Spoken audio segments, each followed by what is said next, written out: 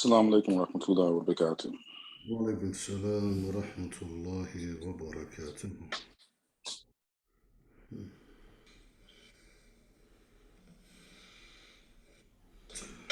Alright, just share online and we can get started inshallah. Got it.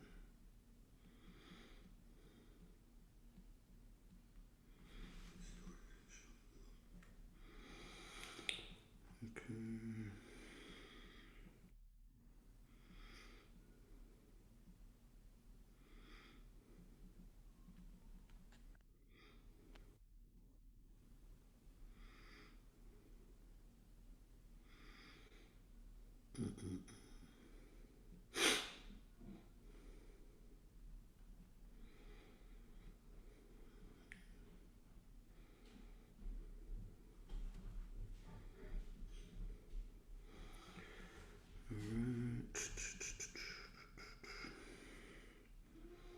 So Bismillah wa salatu wa salamu ala Rasulillah wa ala alihi wa ashabihi wa man tamassaka bi sunnatihi ila yawm الدين amma ba'd فإن أصدق الحديث كتاب الله وخير الهدي هدي محمد صلى الله عليه وسلم وشر الأمور محدثاتها وكل محدثة بدعة وكل بدعة ضلالة وكل ضلالة في النار.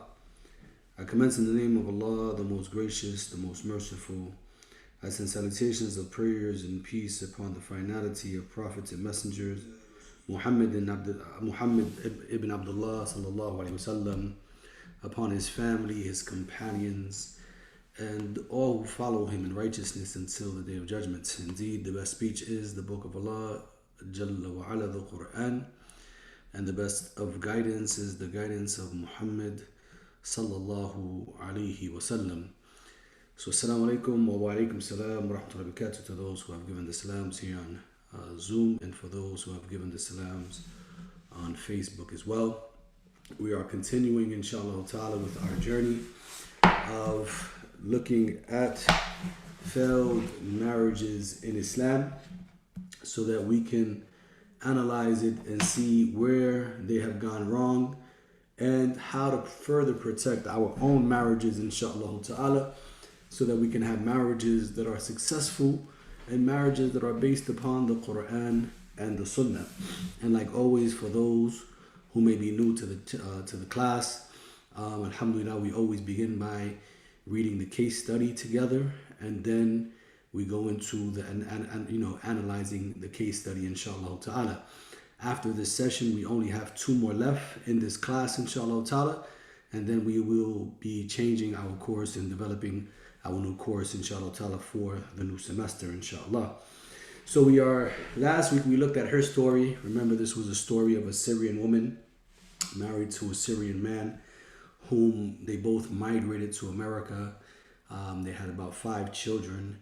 They lived here for a very long time. He disconnected her from her parents. And then after some time, they wanted to go back. He wanted to go back. She didn't want to go back because she had no family left. They ended up divorced. A very sad case, unfortunately. So we heard her side of the story last week, and now we're going to listen to his side of the story. So Tayyib, Bismillah. He says, she was beautiful over 30 years ago. As little more than a young man pinning away with romantic notions, I used to serenade her from under the balcony with absurd sonnets of love. She would shyly smile and hide her face, driving my desire mad. The first time I proposed at age 18, her father promptly refused me. He was an arrogant man who thought his oldest daughter could do much better than marry the son of a doorman in his apartment building in Damascus, Syria. He laughed at me and told me to return when I had enough money to feed myself. After that first refusal, I was determined to win her hand and his approval. I studied hard and gained the highest ranks on my exams, which gave me the opportunity to go to college, the first in my family. I could have gone to medical school or to the School of Engineering or any other state-controlled university based on my high marks. However, as it often happens with young love, I was blinded by my immediate ambition to marry her rather than looking into the long-term benefits of a college degree. Years later, I often questioned my decision and my refusal to listen to my aging father who longed to see me as a college graduate more than anything else in the world. I entered the army instead of delaying my draft injunctions because the paltry salary they offered looked like millions to my young eyes. I quickly distinguished myself in the army, all the while thinking of my future bride. I knew that she was being pursued by many eligible suitors back home, but I was confident in her reciprocated love for me and knew that she would refuse all of them. My stint in the army led to several prominent government connections and eventually paved the way for my immigration from Syria to America. I had heard about the ease of earning money in America and was determined not to return to Syria until I could easily win the hand of the woman I loved. Upon arriving in America, I was blinded by the free-flowing money and love that seemed to pervade everything in the early 70s. I worked menial jobs in fast food restaurants and car washes, but still earned more money in a few weeks than I probably would have in a year as a doctor back in Syria. I lived and worked in America for 2 years, hoarding every penny I earned with the intention of showering most of it on my family and the future bride. Just as I knew she would be when I returned to Syria at the age of 23, I found her waiting for me. I had earned enough money to relieve my ailing father from his demeaning position, but he refused to touch a cent from what I gave him. He insisted my money was haram, Islamically unlawful, and he would not take a single penny from me because I had earned this money without honor. He died later that year after I returned to America, still unforgiving of my decision not to enter college. This is a burden I have borne with sadness over the past several decades, and often wonder if I was not so hung up on the girl in the balcony, if my life would have turned out differently. Regardless, I know the word if comes from shaitan, and I try not to dwell on the past too much. Her father could not refuse me now with my shiny wing-tipped leather shoes and my one well-tailored suit that I had bought at Woolworths with my hard-earned first month's salary. The lure of money was written all over his face as his eyes literally seemed to turn into dollar signs, right? When we talked about the dowry. He practically threw his daughter at me this time, subhanAllah. And I marveled at the wonders that money could buy. Her parents could have cared less about my adherence to the religion or even my family name anymore. My future father-in-law was already mentally counting out his cash from what he saw to be a profitable transaction. Her mom was no better in the way she suddenly wanted to serve me anything I desired. When just a few short years ago, she looked like she wanted to spit in my eye as she barked orders at me and my brothers and treated my father like her own personal slave. Still, I had seen nothing but kindness from my young bride, and this is why my love for her continued to flourish throughout all those years. We were married in a lavish wedding at her father's request to show off the catch he had made for his daughter. My parents refused to come to the wedding, and only 2 of my brothers attended the ostentatious affair after I begged and pleaded. They all felt that I had married outside of my class and had betrayed them by throwing away an honorable future of immediate gratification. I swore that I would make it up to my parents one day. Unfortunately, my father died shortly after my marriage and my mother followed soon after. I never got to see them again because I had already returned back to the States.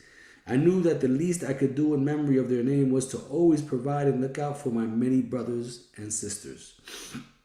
Upon returning to the U.S., I began the paperwork to bring my wife to join me.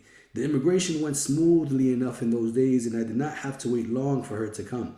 Although she had only attended middle school, she picked up enough English from watching television faster than I did and was soon fluent enough, inshallah.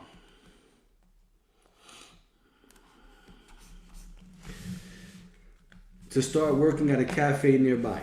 She was a hard worker and was not embarrassed or afraid of working in what would be considered a position beneath her back home. I was thrilled that she wanted to work and help pay for our growing expenses. I would pick up her paycheck at the end of each week and deposit it into my bank account to pay the bills, the rent, and our monthly expenses. I would also set a little aside every month to send to my impoverished brothers and sisters. We lived in this state of married cooperation for several months. Then she met a woman at the supermarket who started to put terrible notions in her impressionable mind. I always gave her just enough money to cover what we needed for groceries, knowing that women are not meant to handle finances. I would make up her shopping list along with the prices of each item and give her the exact amount to save her from unnecessary purchases or confusions at the checkout line. Well, at the supermarket one day, she met another Syrian woman who had been living in the States for quite some time. The woman suggested she buy some type of fruit that happened to be sweet and in season. My wife responded that if it wasn't on the list I made for her, she would not have enough money to pay for it.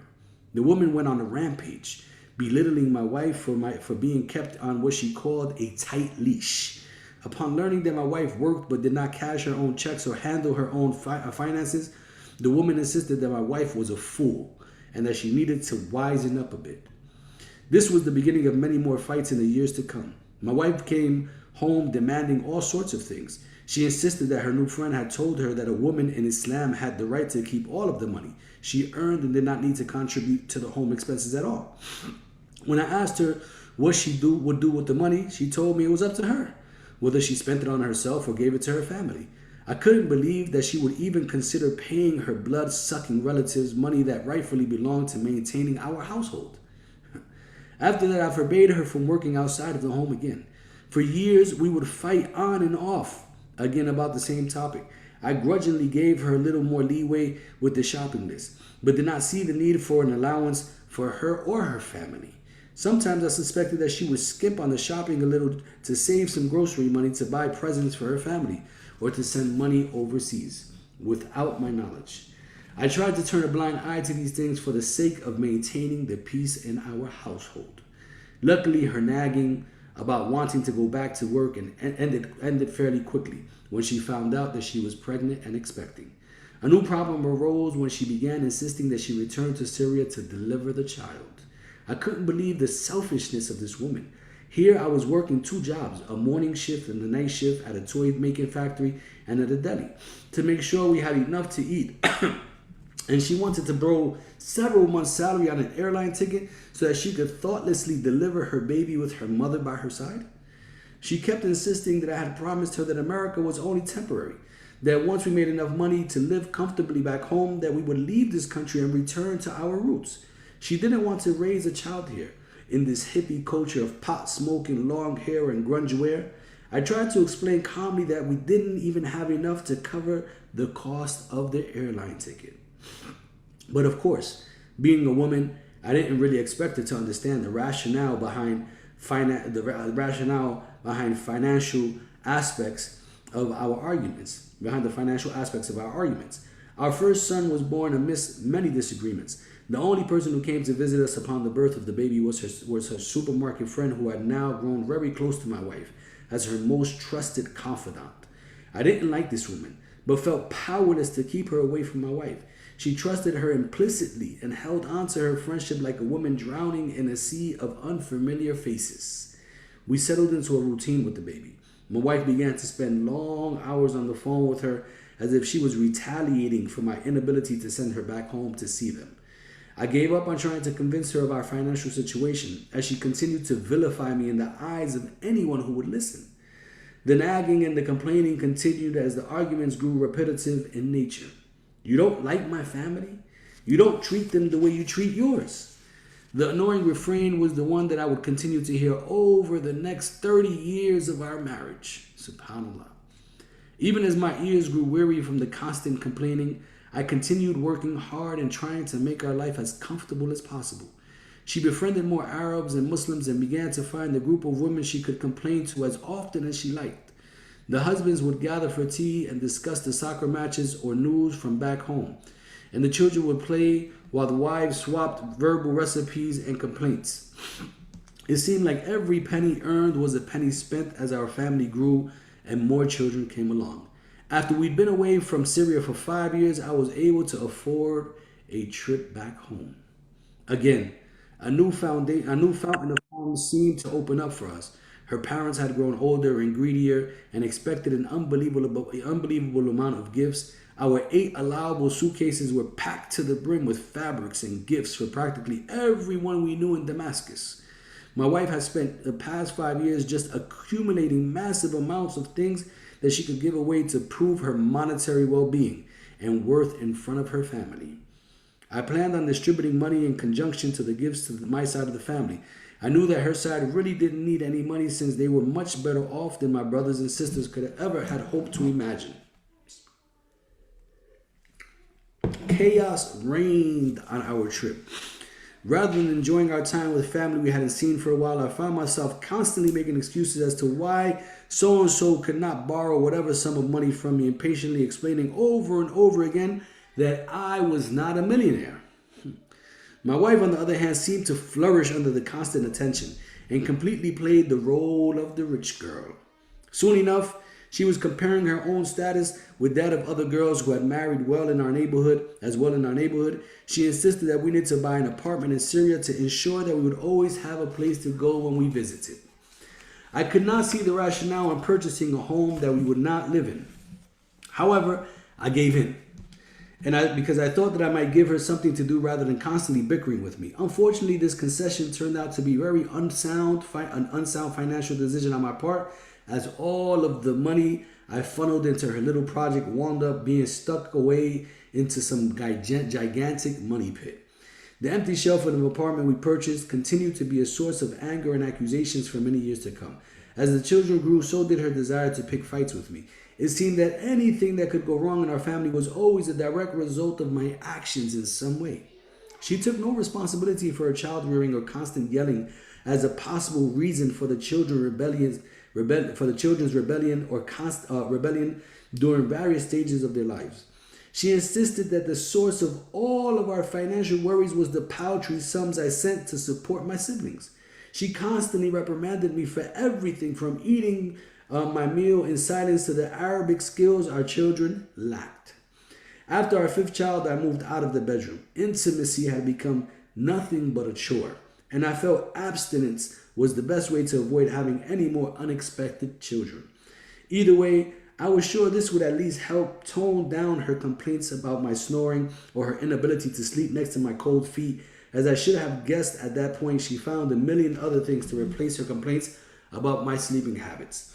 Throughout the years, I often tried to remember what it was about. What was it about this woman that made me want to marry her? It was difficult to recall sometimes, but I needed to have a reason to keep patient and to hold on to my temper.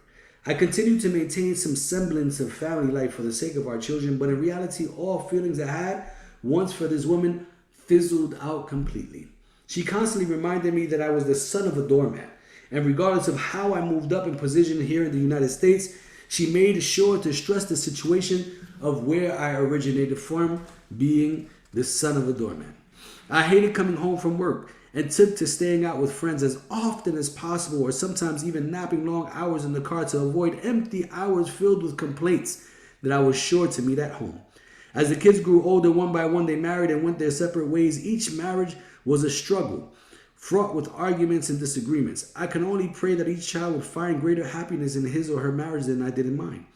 Our youngest son was also married and moved out. My wife and I were faced with complete emptiness as we were empty nesters.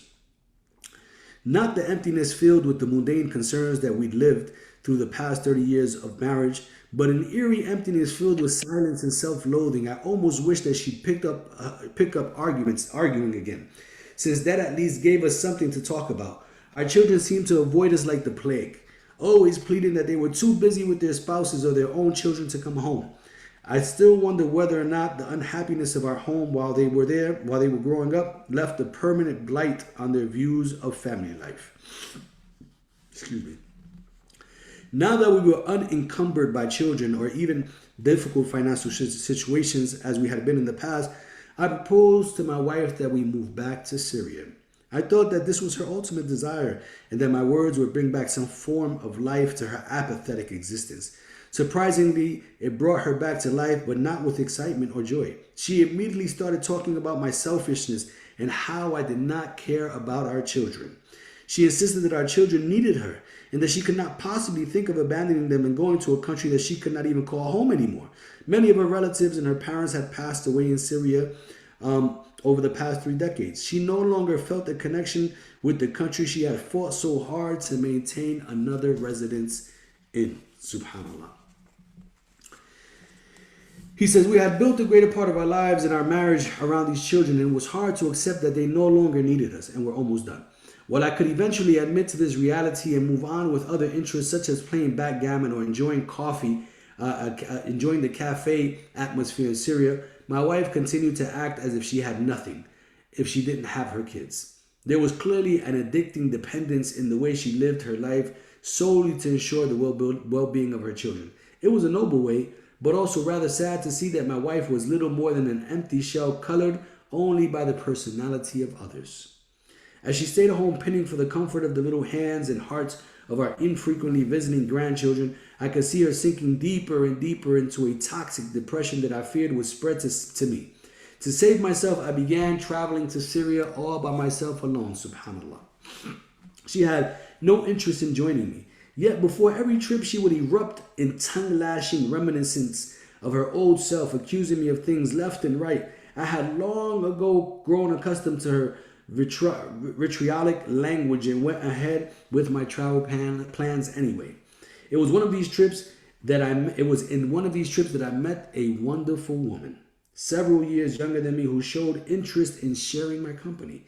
Where my wife gave me nothing but negative comments and made sure to point out all of my flaws, this woman insisted on extolling my virtues and seemed oblivious to any of my faults.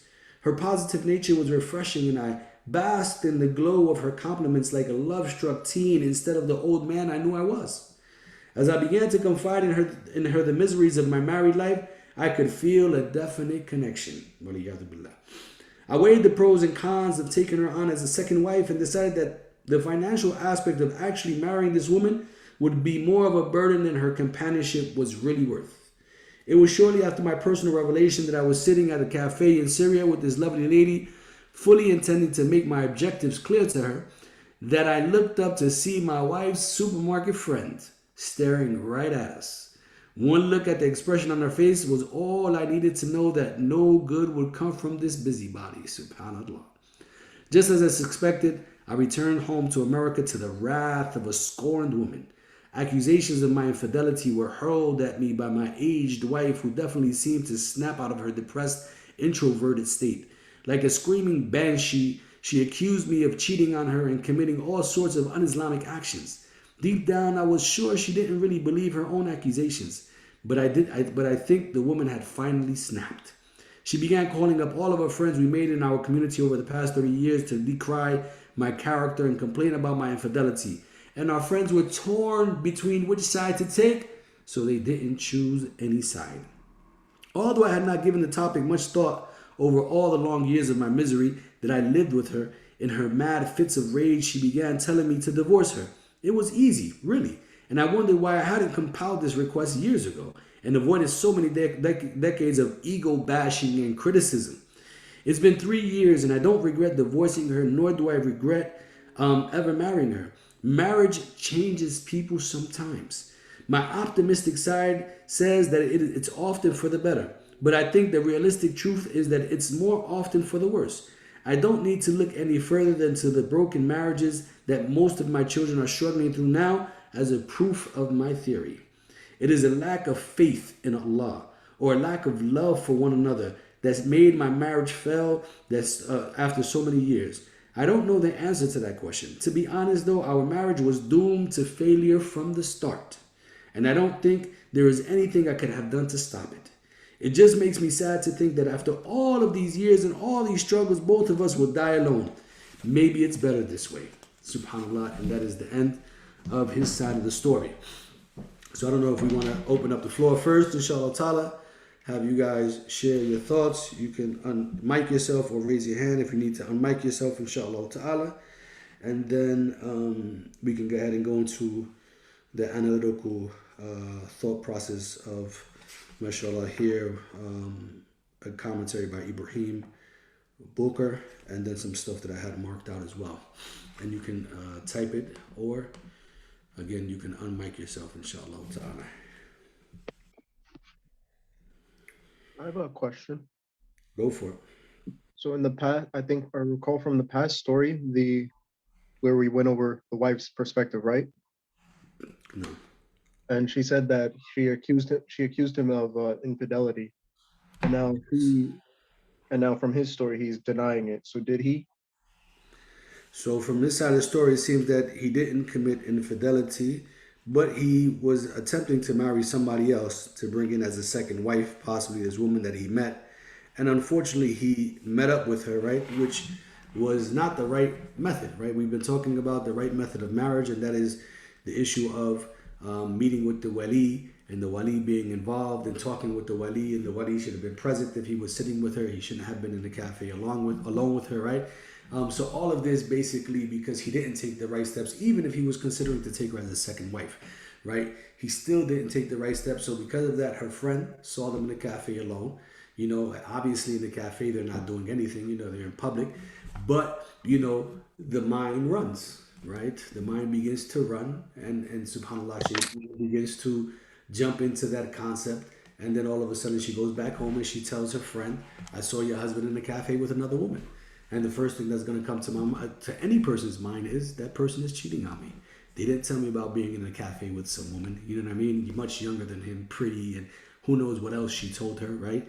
Subhanallah, they were laughing and giggling, and you know, Allah knows best, right? We can only imagine what type of conversation she had with her friend when she got back home and told her about her husband. So when he comes home, of course, she's like, "You're cheating on me," right? And I knew it. You were going back and forth to Syria, you know, by yourself all these years, and this is probably what you've been doing the whole time. Whether now, you know, it was true that he did something with her or not, we don't know because he didn't admit to it, right? But he did admit to sitting with the woman, and then that was the day or the moment when he was going to end it all because he knew that he couldn't afford a second wife. But he got caught with his hand in the cookie jar, and it got back to his wife, which actually brought forth many issues, right? And this is something of extreme importance, right? Because Subhanallah, I've seen in the past as well with brothers and sisters that have been married that even the issue of going out to lunch or going out to a lunch or to a dinner with coworkers, right? This stuff can become problematic, right? I've seen this invade marriages and become problematic, right? Because if you're going out with the opposite gender, it becomes a problem, right? If you're going to go out to work and there's different, you know, there's male and females, then you need to tell your workers, "Look, I'm going to bring my wife along with me if you guys don't mind, inshallah ta'ala. I really don't, you know, I'm a Muslim. We don't really get down like this, okay? And if you're a woman, I'll bring my husband, inshallah ta'ala, because there are going to be other men here, you know what I mean? Because we really don't get, it doesn't matter what they think, right? Because oftentimes what happens is oh, what are they going to think? I got to bring my husband with me. Like, he don't trust me. It's not the issue of trust. It's the issue of what happens if somebody sees you? What happens if you didn't tell them? What happens now, you know what I mean, if stuff gets back and people see it wrong? You know, the people love to talk, you know what I mean? And they come back with, subhanAllah, they see one thing and they come back with 25 things that probably are not true. But at that point, subhanAllah, they put something in your heart, they put something in your ear, they put something in your mind, and it becomes difficult for anyone to remove that thing because shaitan stays busy on it, right? So we need to be very careful, you know, with these things, inshallah ta'ala. And again, you know, he made the wrong move by altogether trying to go and sit down with someone else without informing his wife. You know, I tell men all the time, if you want to be a man and practice the religion that way, you know what I mean, then be a man and openly tell your wife, right? And then the wife has a choice of whether she wants to stay or she wants to go, right? And at that point, if she wants to go, she asks for divorce, and what are you going to do, right? You know, you have a choice. You're going to divorce her or not. You know, I wouldn't throw away my long 25, 30-year marriage for a new wife. That would be ridiculous, right? Or even for a second wife. That would be ridiculous, inshallah ta'ala. Sister Octavia asked, does the second wife thing still happen in modern day? Usually the men that want a second wife don't even have the means to do so. So, yes, it still does happen in modern day, Sister Octavia. Not very frequently, okay? It doesn't happen frequently, inshallah ta'ala, but it does still happen, right? The ruling is there, the permissibility is there, inshallah ta'ala. But again, this is something that should be told to the wife. The wife, you as a sister, you have the right at the point of marriage when you're going to make the marriage contract to say, if you ever get married to another woman, I want a divorce. And you can put that in the marriage contract, right? As kind of part of like your prenup, right? Agreement or whatever it is. And this is what I want. And then if the man chooses to do that afterwards, you can go back to that contract and say, look, you signed on the dotted line, buddy. You know what I mean? I want an out, right? She can't make haram was halal, right? So you can't make haram the aspect of plural marriage because Allah made that halal, right? But you can say, I don't want to live this type of lifestyle. And the scholars have said that this is okay, right? And it gives her the out in terms of the judge. She goes in front of the judge. She goes in front of the imam. I express clearly that this is not something that I want, inshallah ta'ala, right? And inshallah, I want a divorce. She can't stop him from doing it because it is a right in the Quran, but she can go ahead and stop from being in that type of a relationship if she wants, inshallah ta'ala.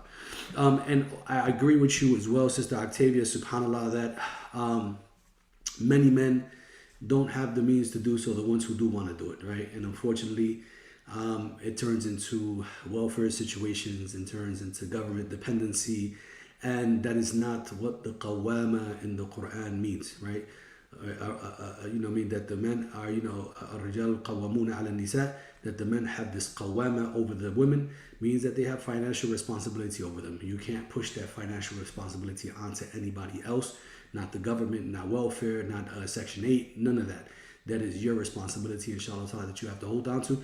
And if you can't take care of both of them financially, then there's no way that you should be having two wives. And in the world that we live in, honestly, especially for those of you who live in the East Coast, it is difficult to have two wives in the East Coast. You're gonna be paying $6,000-$7,000 in rent a month. Okay, you gotta be at least in the Fortune 500 club at least, right? And not everybody's there, inshallah ta'ala. Sister Sandra said, I think neither of them had a close connection with Allah to begin with, so there was no barakah in their marriage. And I think I agree with you, Sister Sandra. I think that if we go right back to the beginning, right, one of the first things that he mentions was that her father laughed at his proposal because he was poor. He says, come back to me when you can feed yourself, right? That's demeaning, right? It's hurtful. And he made it his ultimate goal that, you know what, I'm going to make sure I marry this woman because of the way they treated me. I find some arrogance there, right? And I think that because he got lost in being hurt and then that arrogance kicked in, that he didn't think about anything else, right? And then you see that when he says that when he went and got money and he came back from America with money, he wasn't rich. He was working in supermarkets and delis and, wherever he can find a job, right? Working 2 shifts. Obviously, you're not making money if you're working 2 shifts, right? If you're working the day shift and the night shift and you're putting in 80 hours a week, you're not making enough money. And then he took that little bit of money back with his one sharp suit. He had one suit. He came back looking sharp. Even his father didn't want the money because Allah knows best what he was involved in and what type of jobs he had when he came to America. Maybe he was involved in the deli that sold alcohol, pork, cigarettes, paraphernalia, stuff that for sex and things of these natures. Muslims have these stores, unfortunately, and all of this stuff is not permissible, right? Maybe he made his money that way, and his father knew that, and his father said, I don't want a dime of that money. It's all haram, right? SubhanAllah. Allah knows best. We don't know because we don't have those finer details, but I can only imagine if his father felt that way, that there had to be something connected to that, SubhanAllah, right? And then there's nowhere where you see that faith was put out front, except that at the end that he says, the only thing I can think about was that our marriage failed because we no faith in Allah, right? He says it himself, SubhanAllah. So I kind of agree with you that there was a lack of iman probably there. There was a lack of connection with Allah, Sister Sabrina, you question? Maybe her mic, she doesn't know her mic is loose. Sister Octavia asks, what are the benefits to a second wife? So Sister Octavia, what are the benefits to a second wife? Other than the lowering of desires for men, I don't see what the other. Okay, there can be other benefits. Okay, one, the lowering of desires for men. We know that men are not like women. Their sexual drive is much more than women, and this is why, unfortunately, you see that men are cheating on women all the time. Outside of the faith of Islam, I hope that men are not doing that within Islam. But Allah has given men a drive that is much stronger than women, And this is one of the ways to tame that drive, okay? And take all of this with a grain of salt, inshallah, please. The second may be, for instance, maybe he's married to a woman who can't have any children at all. I know couples like this. And the man wants his own children. He doesn't want to adopt, or he's happy adopting for her, but he still wants children to carry his lineage, his name, right? Because you know, when you adopt a child, you can't give them your last name. So that child is not going to carry on your lineage. He's not going to carry on your last name, inshallah ta'ala. So they want their own child. And because their wife is barren and can't have children, then maybe the wife says, okay, take on a second wife so that you can have the children that I can't give you. But there's an agreement there, right? The wife, she tells the husband, okay, take on a second wife because of that. There's a case even with the Prophet ﷺ when he was married to Sophia, right? She was very old, right? She was old, and she knew. She even gave her day up, right? Her night, give it up to Aisha radiallahu anha, inshallah ta'ala. You know, because I know probably I don't have any interest. I've reached menopause and I don't have any interest or drive, and the Prophet still does. And, you know, maybe inshallah ta'ala, he needs to fulfill that drive, right? Or whatever have you, right? These are, again, take all of this with a grain of salt, inshallah ta'ala. There could be an issue of maybe sickness. Let's say the wife gets into an accident and she's paralyzed from head to toe, or maybe from her waist down or whatever have you. And again, she can't perform the normal wifely duties, you know, and you see that a lot of people in these type of relationships, they end up leaving these people, and it's not right. Those people, they take care of you all of your life while you were with them, and then all of a sudden something bad happens, and now you just bail out on them because they can't do what they used to do, right? So this may be another scenario where, okay, maybe taking on a second wife as well, and still keeping the first wife and being just with everybody, right? So there can be scenarios, inshallah ta'ala, that bring forth the benefit of a second wife, inshallah ta'ala.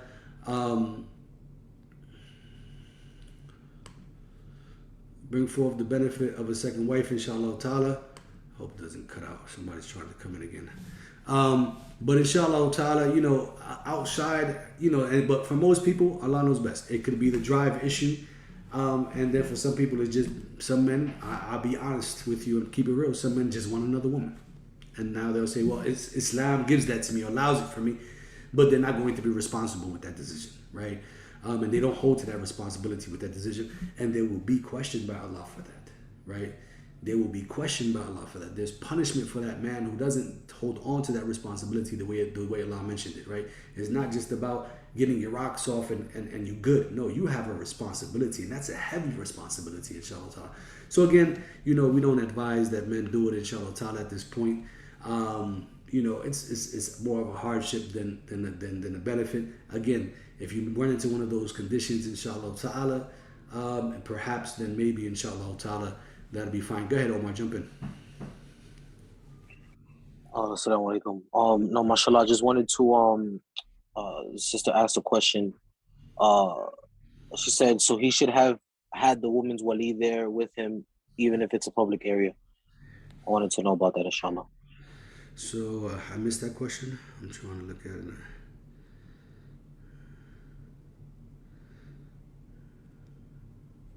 So definitely, if okay, yeah, I see. Sister Sandra said that.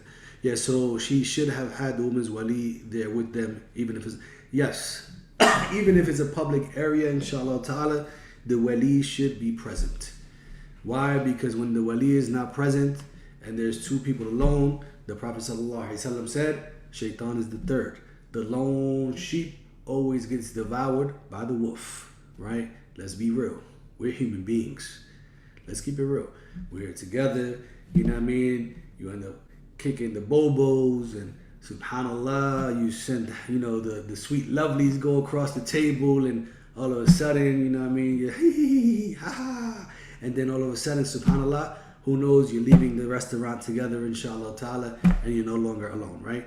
Or you continue meeting up in these gatherings like this until you're bold enough, right? Because shaitan emboldens you to say, just, won't you come to my house? I'll cook you dinner, inshallah ta'ala. Don't worry about it. It's all good. You know what I mean? We fear Allah subhanahu wa ta'ala. It's just for us to continue getting to know one another, right?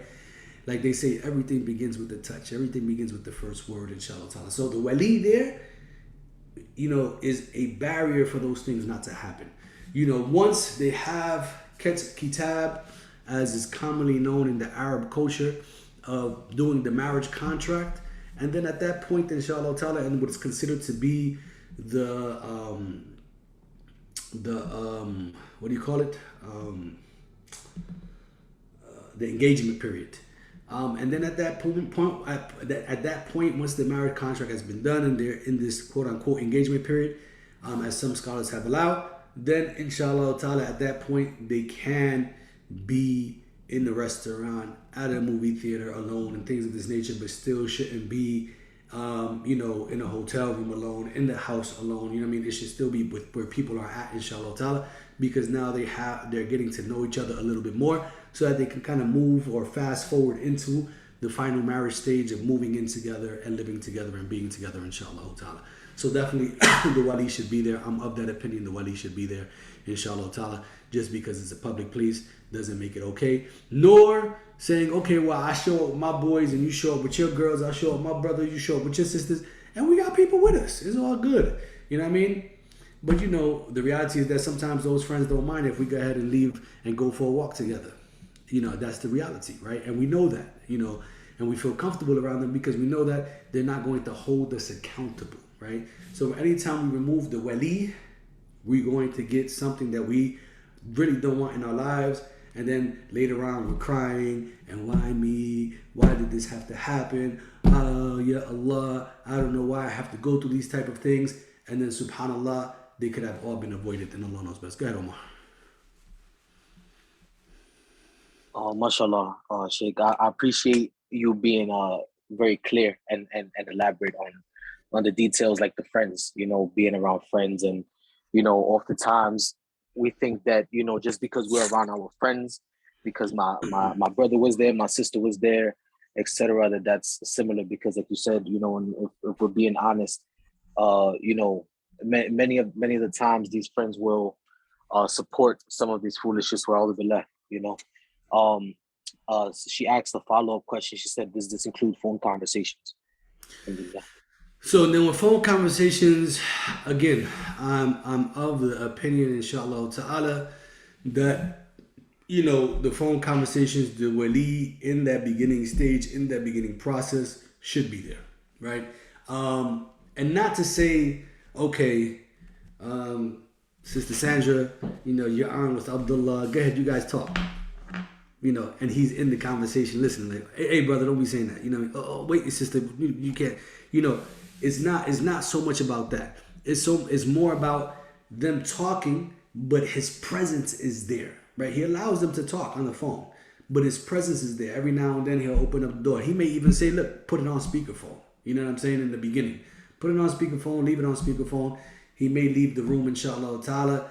Every now and then he may open the door, come back in the room, or he may walk into the room, right? Because that's his right to make sure what's going on, is all halal. And he may allow them to talk, inshallah ta'ala, right? But all of that should go through the wali. And then the wali is the one that dictates how loose he wants to be and how, how much restraint he wants to have, inshallah ta'ala. And then again, once it looks like things are kind of in the moving motion, inshallah ta'ala, marriage is a bit closer, they're a bit closer to the target, inshallah, then you can kind of begin some scholars say it's okay to open up that door and allow them to talk on the phone, inshallah ta'ala. But if we remember some of the talks, some of the one of the stories in the beginning, they were typing and emailing, right? They were emailing and typing, and one of the things the Sheikh says that this is still considered, right, being in private, being in in that alone space. And then sometimes, again, people just get loose, right? And they say things that they shouldn't say, and the other one returns back with something they shouldn't say. And then, the emotions kick in, and, it kind of, they remove themselves from those steps that are very important to bringing a healthy marriage forward, inshallah ta'ala, according to the Quran and Sunnah. Allah has put these things in place so that marriage can be successful. When we begin to remove these things, as we knew before Jahiliyyah, we met the girl, we dated the girl, we took her out, we kissed the girl, we hugged the girl, You know, sometimes people had sex with the girl or the man before marriage, and then all of a sudden, I want to marry you. But you know, things that started off on the wrong foot many times end off on the bad foot. You know, many of those things sometimes they worked out, but in many instances they didn't. You know, subhanallah, right?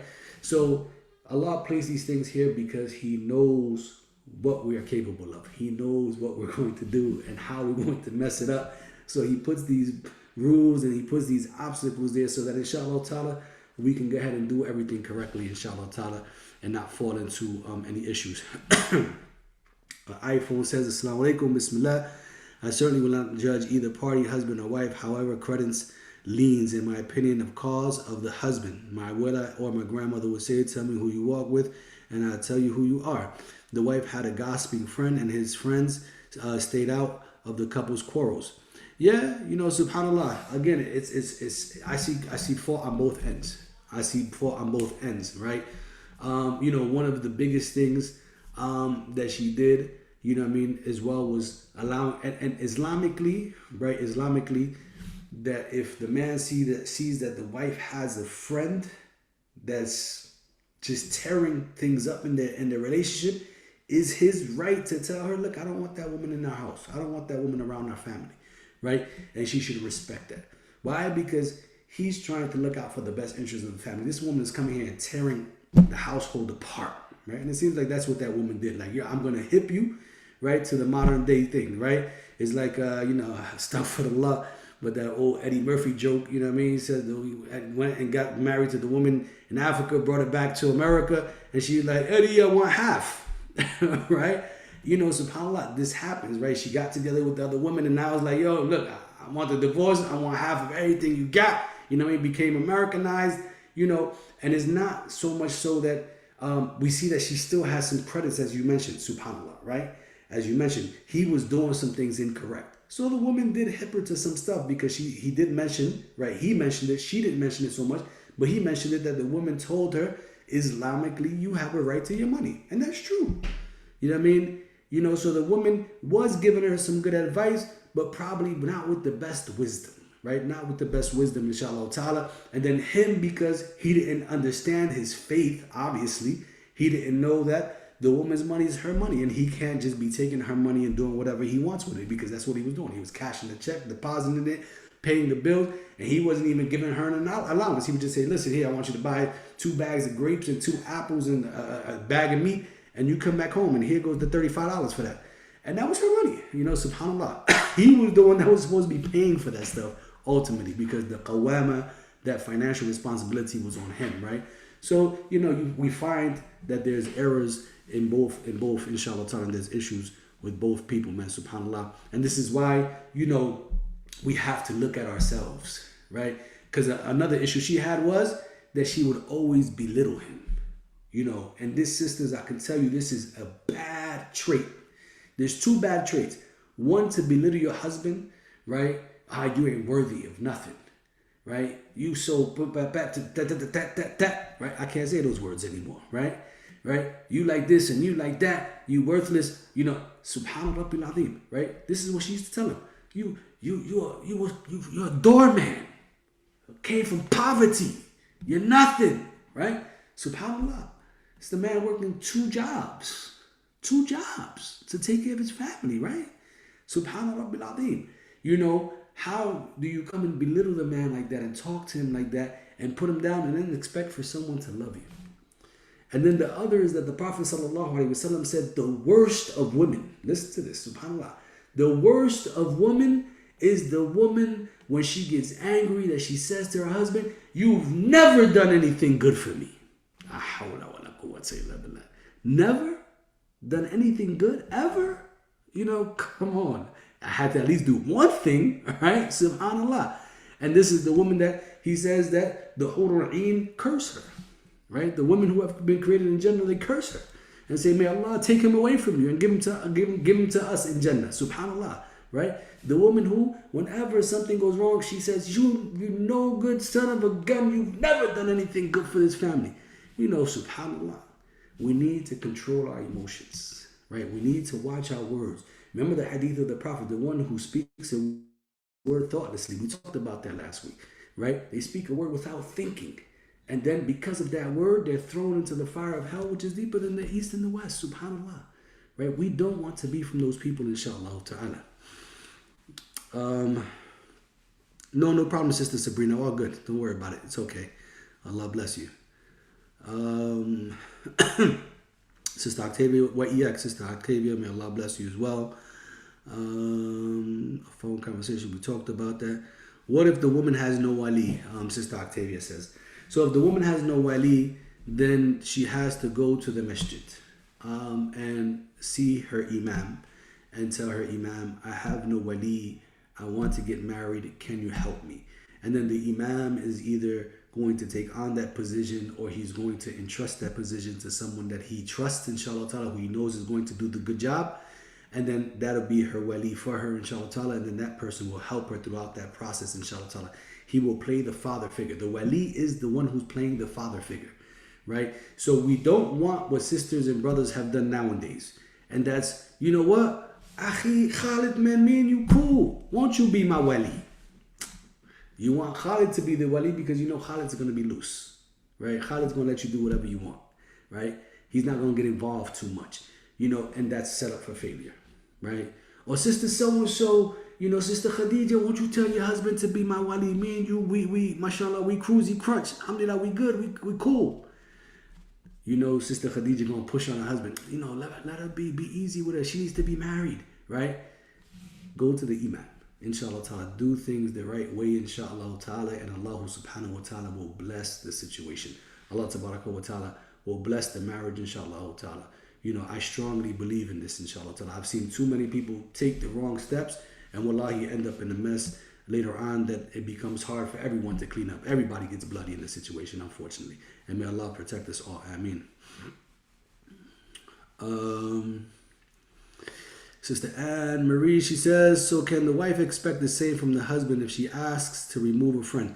So anybody, I believe that, you know, this is not something specifically for the woman. The Prophet ﷺ here mentioned the woman, right, specifically. But I believe if the husband has a friend that's a harm, a friend that's no good, a friend that, you know what I mean, is going to ruin him and ruin the relationship, that she should have that right as well. And she should be able to tell her husband, listen, you know, Fulan Abdullah, I don't like that guy. You know, every time you're with him, you change character, you come back, you're nasty, you're like this, you're like that. You know what I mean? The guy keeps you out all times of nights. You know, I think he needs to be removed from your circle of friends, you know, because it's affecting what happens here in our household. And whatever affects this household should be removed, right? Whatever affects this household should be removed, right? So I believe that she should have that right to express that, and he should also, inshallah ta'ala, you know, afford her that right and respect her as well, inshallah ta'ala. Brother Omar says, it seems that there was a little Islamic knowledge and manners in that home, and they suffered immensely because of that. Both of them tried to flee towards the Sharia at the end, and they were far from that robe of Allah, unfortunately, right? And not just them, maybe their children saw no application of Islam. Good, mashallah, analysis as well. In the clear issues that were presented, Allah only knows how that affected their own Islam in their lives. And definitely, you know, one of the the greatest things I can appreciate from one of my teachers, subhanallah, that he was once asked a question about how he and his wife solved their issues. They said, you know, Sheikh, do you have issues with your wife? He's like, we're human beings, of course we have issues, right? And he says, you know, how do you deal with those issues? And he said, you know what I mean, Hafidhullah ta'ala, he told the crowd, mashallah, in the convention, he says, we put this in front of us. The Quran and the Sunnah. We put that in front of us, inshallah ta'ala. That's the English translation of the Quran, right? We put that in front of us, and that becomes our judge. We turn and return everything back to Allah and His Messenger, and whatever we find in the Quran and the Sunnah, if I'm wrong, khalas, I'm wrong. If she's wrong, khalas, she's wrong. If it says we go left, we go left. If it says we go right, we go right. Right? That is the judge in our household. And wallahi, if you make that the judge in your household, your marriage will always be on point, inshallah ta'ala. As long as both individuals are respecting the Quran and the Sunnah. Because there's times when both individuals use the Quran and the Sunnah to further fight against one another, and continue arguing and stuff like that, and then that takes you nowhere as well. Alhamdulillah. And they end up, divorcing anyway because they couldn't manage the Quran and Sunnah, or they lacked the knowledge on how to manage the Quran and Sunnah in their relationships. We're coming close to our time. I wanted to look at Dr. Ibrahim's comments. He says, it is never enough in Islam to simply enter into the covenant of marriage and expect that you are completing your deen, right? He says, because the Prophet ﷺ said, the best among you is the best to their family, and I am the best to my family, subhanAllah, right? So just because you got married doesn't mean you've completed that 50% of your deen, right? Marriage is 50% of your deen, but you still got to complete those rights and those rights and those duties that are found within that 50%, inshallah ta'ala. And you have to be from those who are best to your family. Even if your family is not best to you, right? And then this is where you take it until the point where you can't no more, and then you divorce in kindness and you release them in kindness, inshallah ta'ala, right? He says the way of marriage begins often as much reflective bearing on the success or failure of the Muslim union as the actual participants' effort, okay? So the way the marriage begins, okay, often reflects the success or the failure of the Muslim union, okay, based on their participation. And we see how the marriage began for them. You know, he was under the balcony singing the songs, you know what I'm saying, trying to win her over. He knew the father didn't like him. And you know, what was another thing, and he's going to mention it here, is that both parents didn't want this marriage to go forth. Her parents didn't want to go forth, and his parents didn't want to go forth. They both saw something. SubhanAllah. They both had some wisdom that these two people are not good for one another. But maybe the youngins, like usual, they were hard-headed and they didn't want to listen to anybody. 30 years later, everyone is full of regret. Yeah, late 10-year-old woe to me, right? SubhanAllah. And he says, in the case of the narrative situation, it was obvious that the equivalence or compatibility was not at first defined. Compatibility. It's important, man. It's not that we're saying someone with wealth can't marry a poor person. It's not that we're saying someone with status can't marry someone who doesn't have status, right? We're not saying that. You know what I mean? SubhanAllah. It can be the case, right? That someone who's intelligent with a degree marries someone who doesn't have a degree. It can be the case. It can work. But in many instances, compatibility is a real thing. If you're not compatible, sometimes the marriage will not work out, right? SubhanAllah. The things will come up that just will bother you and burden you, and all of a sudden until they break you, SubhanAllah, right? So compatibility is something that should be taken to high into consideration. And he says, as the Sahih Hadith of Bukhari says, Fatima bint Qais, may Allah be pleased with her, said, I came to the Prophet ﷺ and said to him, Muawiyah and Abu Jahm sent me a proposal of marriage. Look at the response of the wali. Look at the response of the Prophet ﷺ, who she came saying, these two individuals, Muawiyah and Abu Jahm, they said they want to marry me. And the Prophet ﷺ said, Muawiyah is destitute. He's kind of poor. He doesn't have much. He says he has no property. He says, as Abu Jahm, he's very hard on women. In another narration, he keeps the stick on his shoulder. Right? SubhanAllah. These may not be the two men either of these men may not be the men that you want to marry, inshallah. He was very real regarding the situation. That is the job of the wali. To advise and speak what he knows to be the truth to the woman and hope that she makes the right choice. Right? And the best choice here was Fatima, don't marry either of these guys. They're not for you. Compatibility issues here is not going to be good for you, inshallah ta'ala. And then he goes on saying, even though the marriage may have begun against the parents' initial wishes, success could still have been attained had the couple shown forbearance, tolerance, acceptance, and long-term compassion towards one another. Once the initial lust feeling had worn off, subhanAllah. However, because they married without both sets of parents' consent and without compatibility, their marriage was fraught with different expectations and designed for failure. Right? Subhanallah. So not only did the parents not want them to get married, but when they pushed and got married anyway, they lacked all of the components necessary to make the marriage successful. Right? So they just went through 30 years of hell. Had the husband provided his wife with good companionship and included her in the decision-making process, right? Just as the noble Prophet ﷺ sought the opinion of his wife Salama after the peace treaty of Hudaybiyah, she may not have felt the need to gobble up the friendship of the first person who offered a sympathetic ear. Again, so perhaps if he offered her companionship and spent time with her, obviously he was a man who was working all the time and sleeping, right? It's unfortunate. Sometimes that's the life of some people.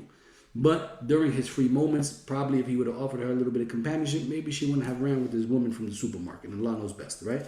Both the man and the woman must want what is best for the marriage in order to ensure that the marriage will succeed. Okay, so both parties have to want what is best if you want the marriage to succeed. If it's only one-sided, the marriage is never going to work, right? Inshallah ta'ala. Or if it's only the way I want it and not the way you want it, you're not willing to give and take, right? Because that's what marriage is about, giving and taking. You take some of your way and you give some of their way, inshallah ta'ala, right? But and because of that, marriage will not succeed. The golden rule should be no different in financial matters as well. The final element that pushed the marriage and the narrative towards the point of divorce began with the couple's lack of companionship and the common ground that revolved more around their shared children. The lack of intimacy, constant reprimands, denigrations, hormonal changes, partners aged, all of this led to the eventual downfall of the marriage. Marriage, he says, is a continuous building relationship. You are working and building at this relationship every single day, nonstop. You can't stop. The moment you stop trying to build and construct, the relationship goes downhill, okay? Marriage is, he says, if there's no basis of strong faith, as Brother Omar mentioned, common ground, compatibility, then there will be nothing to build on in the future, right? There'll be nothing. And faith is one of those important components. Faith, compatibility, common ground. These begins your foundational building, inshallah ta'ala, in your marriage, and then you build on top of those things. But if you don't have any foundation, subhana rabbil azim, you're stuck building on something that's going to and bound to crumble, inshallah ta'ala. Lastly, he says, marriage bonds are truly tested once the couple finds themselves devoid of children. Listen to that.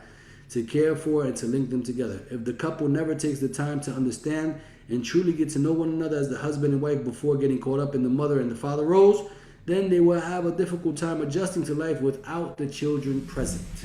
And then that's when they start having separate rooms, and then that's when they, subhanAllah, commence to move apart. And because they moved apart, and because they have been sleeping in separate rooms, because they don't talk to each other no more, the very first instance that the opposite gender comes and makes them feel good about themselves at work or whatever have you, they're jumping on that bandwagon.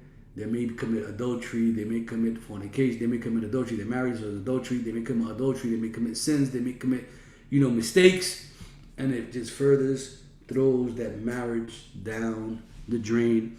And we know that, subhanAllah, other things even worse can happen, especially when it comes to infidelity. You have people who have killed each other because of that stuff. Well, Allah protect us always from that, because they've caught their partner and they've landed in a fit of rage, and murder comes out of all of that. And may Allah protect us from ever falling into any of that. Ameen. Khayr. I don't know what, I'm not going to go ahead and elaborate anymore. There was some more stuff we could have elaborated on. Well, unless there's, but I'll open up the floor. If, there's any questions, we can go ahead and take those questions. I'm not going to close while there are questions, inshallah ta'ala. Here, Sister Munira, she says, it seems that he started off by presenting himself as having certain financial status to win her, and that contributed to her expectations. Yes, right? And that was a bad move on his part. He came like, I'm the rich guy. And the reality is that he was poor as dirt still. He's back in America working 2 jobs. Don't have, living in a small apartment. Didn't really have. But he wanted to come back to his country and her people and, look at me. I made it. But the reality is that you hadn't made it. Because, okay, your little savings that you saved up probably would have been good in Syria for a year or 2. But once he ran out of savings, he's back to square one all over again, right? SubhanAllah. And then the father, because the father as well didn't do his due diligence, her father, right? He saw the money. He says, he saw the money, and it's like dollar signs kicked in. The dollars are not supposed to be for him anyway, right? Let's be real. The dowry goes to the wife. It doesn't go to the family. It doesn't go to the father. So these practices that still exist of the dowries going to the family and the father taking that dowry or the father requesting something for his family as well, it's not from Islam. That dowry is meant to be hers. She's not to give it to you. It doesn't belong to you. It belongs to her, inshallah ta'ala, right? And then the mother began treating him nicely as well when they used to call him the man, the son of the doorman. And you can see the hypocrisy that kind of revolves around that situation, unfortunately. And then she fell into the same thing though as well. Because after 5 years, when they went back to Syria, right, and then people was thinking that he was a millionaire and everybody's asking him for a loan, he's like, listen, I'm not a millionaire. I don't got the money. I can't give you a loan. She's flaunting. Like, look at me. Look what I got. And the reality is that she didn't have anything, right? So that issue of getting caught up, again, culturally probably, I got to, and the human being, right, as well, look at me, I'm doing better than, the girls who got married in her neighborhood. You still here sitting in a little apartment and barely got furniture. Look, I come from America. I brought everybody gifts, astaghfirullah, right? This is riyat. This is showing off of the ugliest of types, right? And may Allah protect us from that as well. I mean, Bismillah, let's see. How do you determine how much to ask for in regards to dowry? So the determination definitely has to be based on what the man can afford, right? You're not going to ask a brother who makes $70,000 a year, for 100 grand. It doesn't work, right? Where is he going to get it from? He doesn't make that money. He doesn't make enough money, right? So it's, the woman, inshallah ta'ala, along with her wali, have to kind of sit down and think about what would be a suitable amount of dowry for the woman. At the same time, the woman shouldn't just be putting a dowry that, $100, $200. Oh, just teach me the Quran. We know the hadith of the Prophet ﷺ, you could teach me the Quran and that's enough. No, there has to be some worth there, right? The woman, she's worth something, inshallah ta'ala. You should be able to give her a dowry that's better than that, right? I'm not saying that it's not, nothing is better than the Quran, but I can tell you that all of those individuals, those brothers who say, I'll teach you the Quran, once they're married, he teaches her nothing, right? There's no Quran that gets taught. It's nonsense, right? It's just a way to get married and not have to pay for dowry, right? I'm being real, subhanAllah. And I just had a sister today reach out to me, and she asked me if the dowry can be umrah. The dowry can be umrah. The dowry can be hajj, right? And, hajj is 10,000. Umrah is 2,500 right now, right? So that can be the dowry, you know what I mean?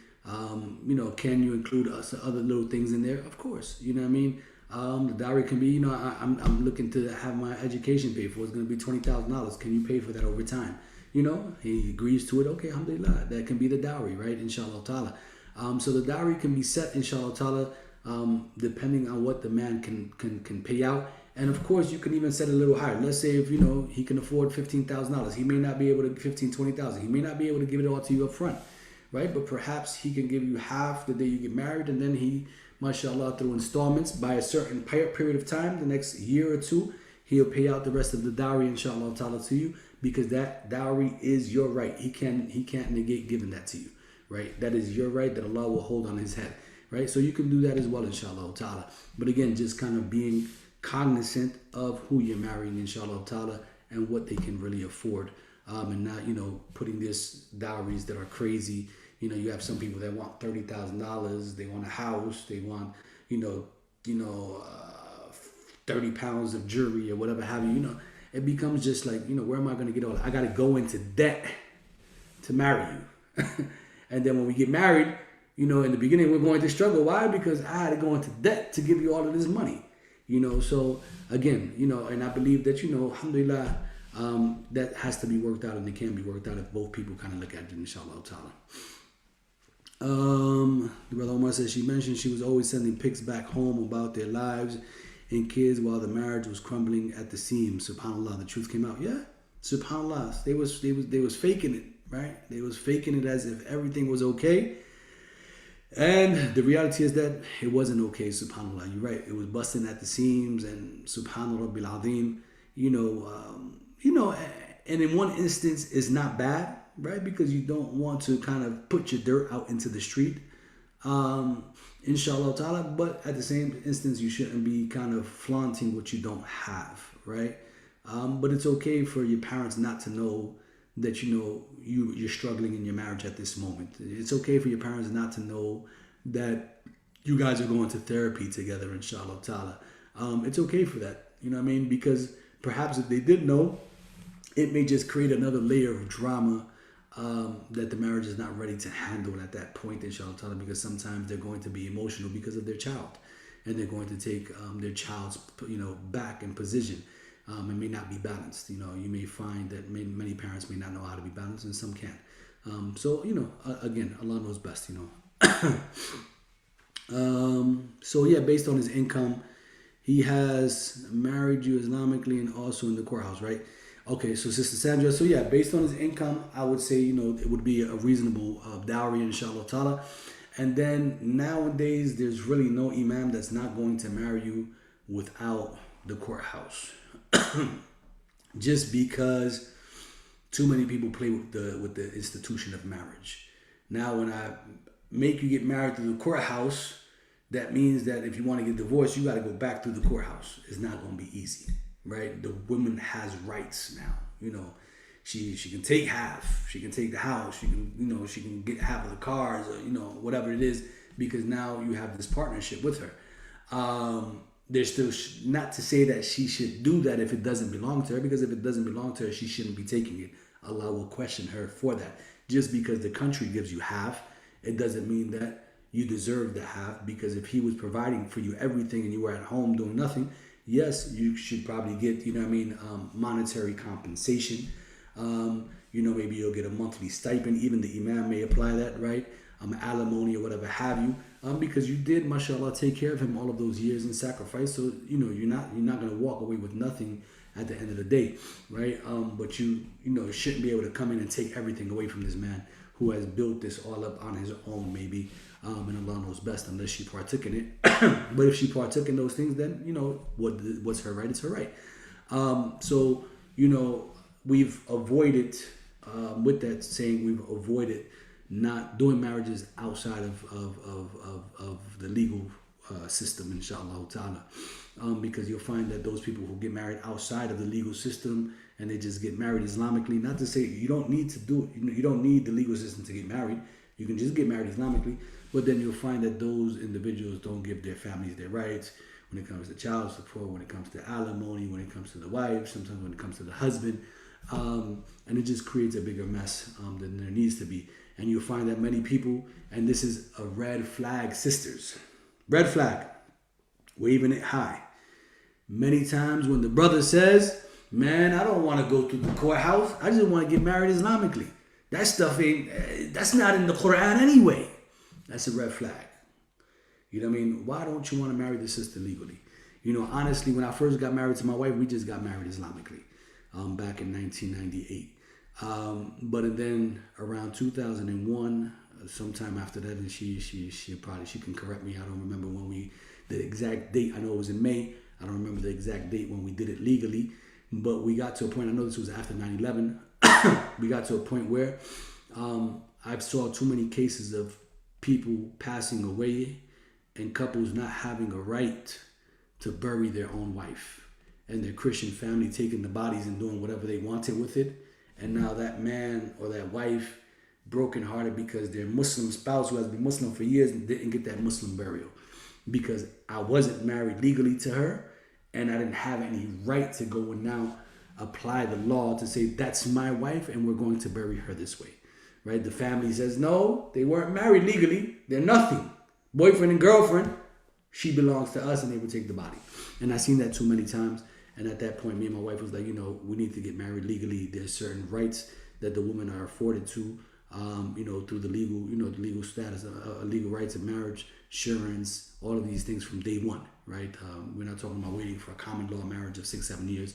From day one, you get married, you have insurance and other things, inshallah ta'ala, that should be afforded to her, inshallah ta'ala. And if something happens, you have the last say of what happens with that person, inshallah ta'ala. So at that point, we started doing everything through the legal court systems as well. It just made sense. Allah knows best.